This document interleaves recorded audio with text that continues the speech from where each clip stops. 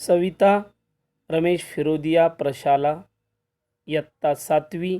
पाठाचं नाव आहे इतिहासाची साधनं. विद्यार्थी मित्रांनो, आपण आज या पाठामध्ये इतिहासाची साधनं कोणती आहेत आणि त्याची उदाहरणं आपण पाहणार आहोत. साधारणपणे इतिहास हा शब्द कसा तयार झालाय?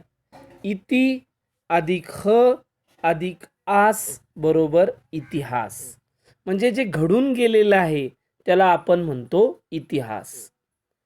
आणि इसवी सन 9व्या शतकापासून ते 18व्या शतकापर्यंतचा कालावधी भारतीय इतिहासातलं मध्ययुग मानलं जातं. आता विद्यार्थी मित्रांनो, आपण पाहूया की इतिहास म्हणजे नेमकं काय. तर इतिहास म्हणजे भूतकाळात घडलेल्या घटनांची कालक्रमानुसार शास्त्रशुद्ध आणि पद्धतशीर दिलेली माहिती म्हणजे इतिहास. ज्या घटना घडून गेलेल्या आहेत भूतकाळात त्याची व्यवस्थित मांडणी म्हणजे इतिहास. आता इतिहासाच्या दृष्टीनं 4 घटक महत्त्वाचे असतात: व्यक्ती, समाज, स्थळ, काळ. हे 4 घटक इतिहासामध्ये महत्त्वाचे ठरले जातात. आज आपण पाहूया की इतिहासाच्या साधनाचे प्रकार आहेत 3. त्यातला पहिला प्रकार पाहणार आहोत आपण, भौतिक साधनं. तर भौतिक साधनं म्हणजे काय? तर ज्या वस्तू आहेत, वास्तू आहेत किंवा त्याचे अवशेष आहेत, याला म्हणायचं भौतिक साधनं.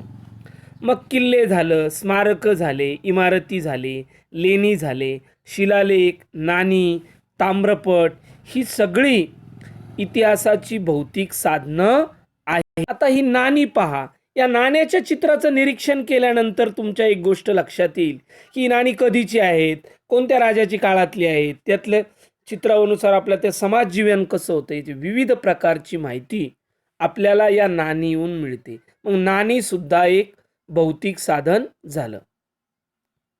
ज्या काही ऐतिहासिक वास्तू आहेत पहा, ही वास्तू तुम्हाला चित्रामध्ये दिसते पहा, ही वास्तू सुद्धा काय झाली? भौतिक साधन झाली.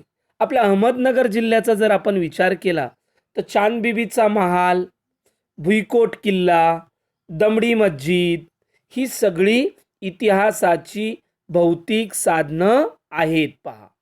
आता यानंतर आपण पाहणार आहोत लिखित साधनं. लिखित म्हणजे थोडक्यात काय, लिहून ठेवलेली.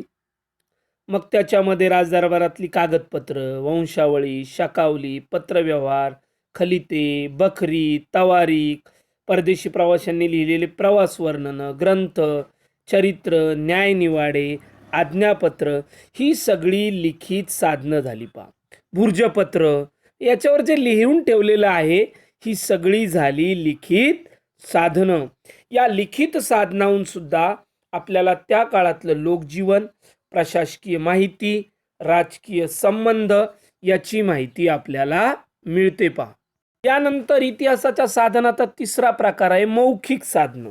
आता मौखिक म्हणजे तोंडी, जे आपण मुखानं म्हणतो. मग त्यात लोकगीतं आली, पोवाडे आले, लोककथा आली, प्रसंग वर्णनं, मुलाखती, कलापथकं, ओव्या, भजनं, स्फूर्तिगीतं, ही झाली मौखिक गीतं पहा. आणि यामध्ये एक गोष्ट तुमच्या लक्षात येईल की ही मौखिक साधनं, यावरून आपल्याला त्या काळातलं लोकजीवन, वेशभूषा, आचार विचार, प्रशासकीय माहिती आणि राजकीय संबंध सुद्धा समजतात. आपण गोष्टी ऐकतो, गाणी ऐकत असतो, त्या कोणीतरी लिहिलेल्या असतात. म्हणजे ही मौखिक साधनं, या गोष्टी वर्षानुवर्ष ऐकली जातात, ऐकवली जातात. म्हणजे ही मौखिक साधनं ही एका पिढीकडून दुसऱ्या पिढीकडं तोंडी स्वरूपामध्ये संक्रमित होत असतात. आपण ही साधनं पाहिली, भौतिक साधनं, लिखित साधनं, मौखिक साधनं. या साधनांचा उपयोग कसा होतो इतिहास लिहिताना? इतिहास हा विविध साधनांच्या आधारे लिहिला जातो. इतिहासामध्ये अखंड संशोधन चालू असतं, नवीन नवीन माहितीसुद्धा पुढे येते पहा. त्याचप्रमाणे इतिहासाची जी साधनं आहेत, ही नाणी दिसत आहेत तुम्हाला. या नाण्याहून त्या साधनावरून विश्वसनीयता तपासावी लागते. इतिहासाचा खरे खोटेपणा, राजकीय संबंध, लेखकाची अतिशयोक्ती, या सगळ्या गोष्टी पाहिल्या जातात. इतिहास लेखनात लेखकाचा निपक्षपातीपणा आणि तटस्थता यांना फार महत्त्व असतं. आपण या पाठामध्ये काय पाहिलं पहा की इतिहासाची साधनं पाहिली आपण. भौतिक साधनं, लिखित साधनं, मौखिक साधनं, इतिहास लेखनाबाबत घ्यावयाची काळजी पाहिली. प्राचीन भारताच्या इतिहासाची साधनं पाहिजे.